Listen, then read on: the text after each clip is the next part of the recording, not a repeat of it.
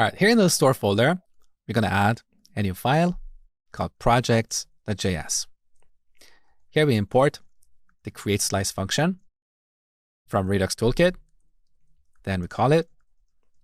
Give our slice a name. That's going to be projects. Next, we give it an initial state, which is going to be an empty array. Then we define our reducers. These are essentially our action handlers. So here we need to map an action to an action handler. What are the actions or events we want to handle here? For this exercise, we only have a single action, project added. So project added, let's map this to an action handler. That's a function with two properties, state and action.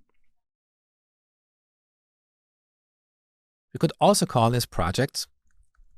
That's better. So in this function, we're going to add a new project to our array of projects. So projects.push. Here's our project object. We need to give it an ID. So just like before, we're going to declare a variable called last ID, which we initialize to 0. Now, when creating a new project, first we increment the last ID variable, and then we set the name to action.payload.name. Really simple.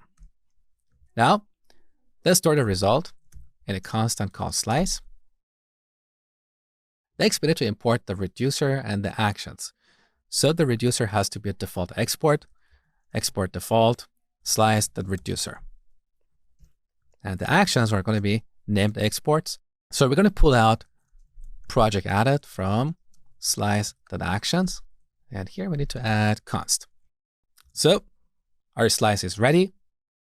Now we go to our configure store module and replace this reducer with the 1 and the project slice. Next, we go to our index.js. I'm going to leave these actions here. You'll see why in a second.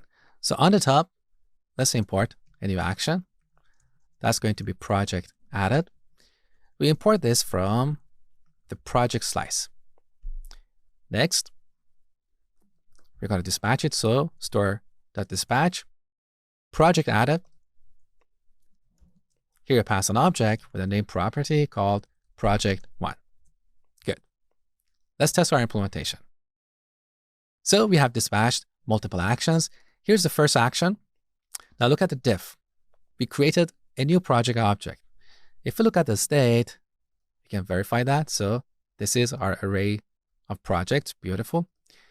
But what is interesting is that these actions, these bug actions, have not impacted our state. So if you look at the diff tab, you don't see any changes because we do not have a reducer that knows how to handle these actions. In the next section, I'm going to show you how to combine our reducers so they can live side by side.